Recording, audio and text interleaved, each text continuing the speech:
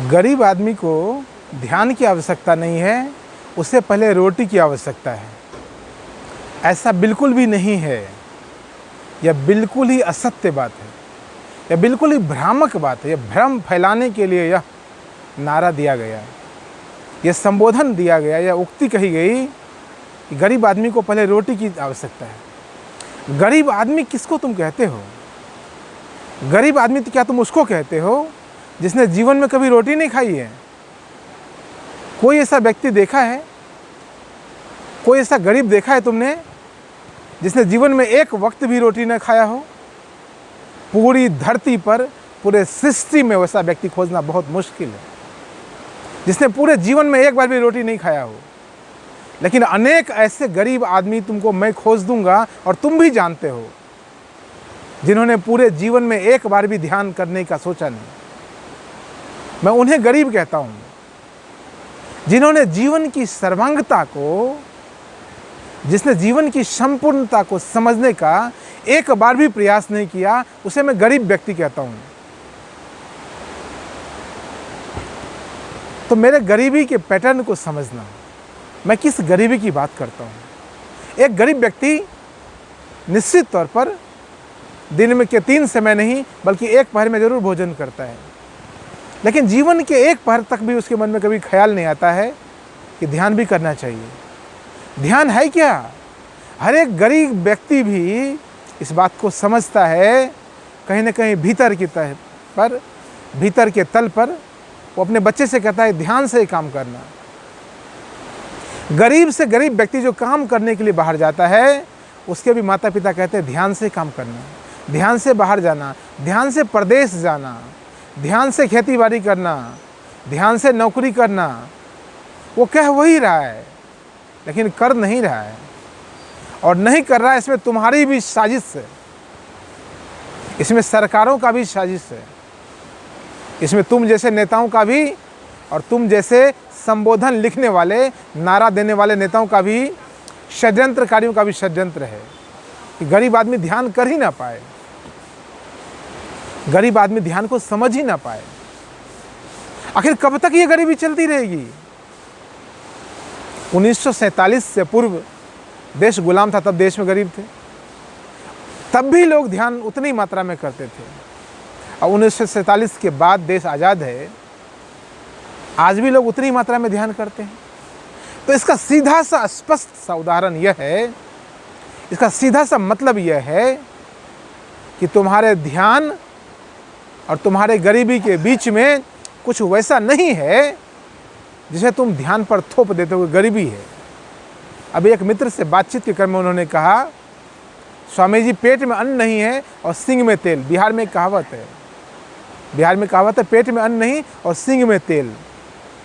वो पशुओं के लिए वो इस्तेमाल किया गया उक्ति है, वो कहावत पशुओं के लिए है कि पशु के पेट में तुमने भोजन दिया नहीं, उसके सींग होता, सींग में तेल लगा दिया है, सोने मढ़ा दिए तुमने।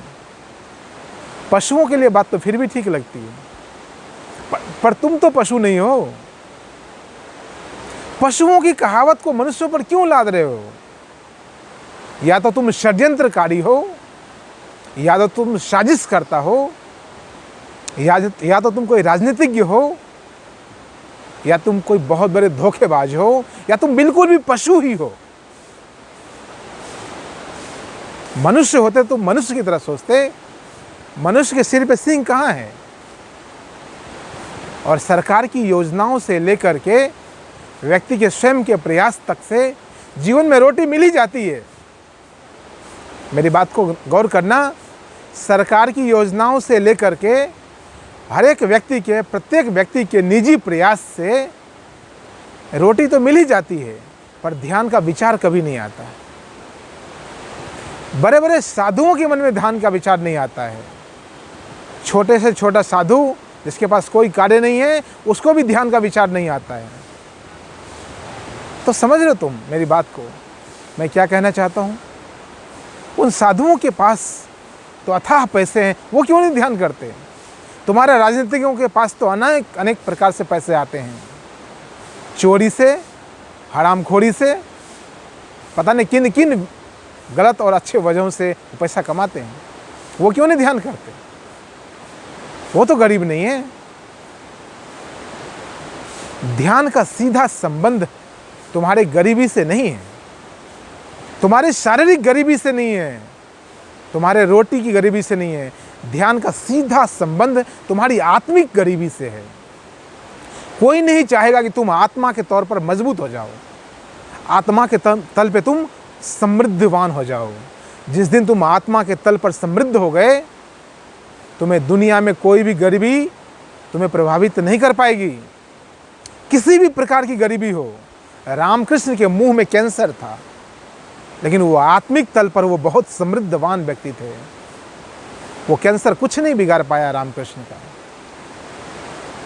विवेकानंद कम उम्र में चले गए, आदि गुरु शंकराचार्य कम उम्र में चले गए। अनेक अनेक संत हैं जिनके शरीर में अनेक प्रकार की पीड़ा थी, लेकिन उनकी आत्मिक उन्नति उस पायदान पर थी।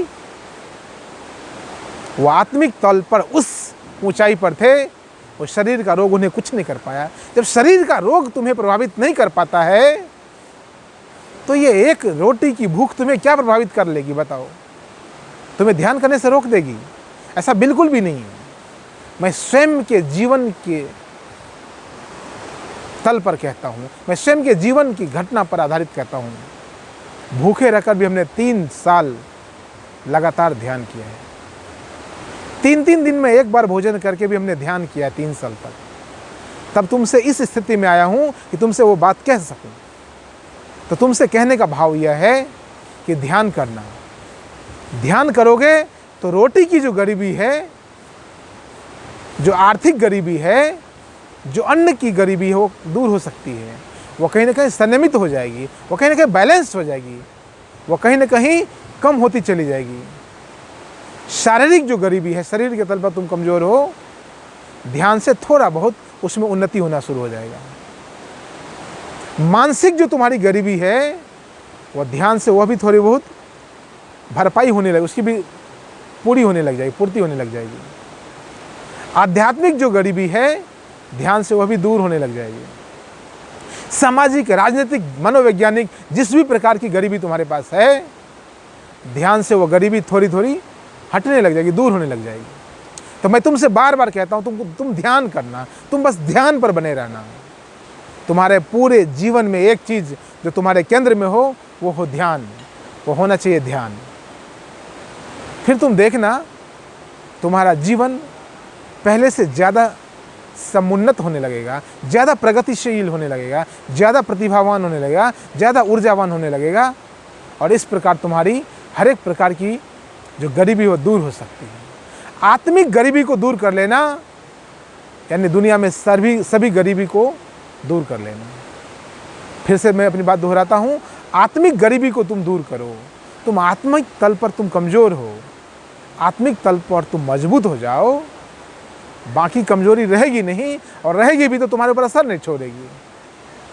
हम जैसे साधु भी कोई बहुत अरबपति नहीं है, करोड़पति नहीं है। बहुत कम संसाधन में ये वीडियो बनाता हूँ, तुम तक पहुँचाने का प्रयास करता हूँ, और अपनी भी स्वयं की साधना करता हूँ, यह बतलाने के लिए कि ध्यान अनिवार्य है। ध्यान से ही यहाँ इस स्थिति में आया हूँ कि तुमसे ये बात कह सकूँ। अन्यथा हम भी तुम्हारी तरह जीवन को देख रहे थे, हम भी तुम्हारी तरह धक्के खा रहे थे, हम भी तुम्हारी तरह बौख रहे थे, जैसे तुम बौखना बोलते हो ना, ऐसे घूम रहे थे, ऐसे यूं ही पड़े हुए थे। अपने जीवन की वास्तविक घटना पर आधारित यह बात मैंने तुमसे कही। तुमने इतने प्रेम से मेरी बात को सुना, बहुत बहुत धन्यवाद, बहुत बहुत धन्यवाद, बहुत बहुत प्रेम।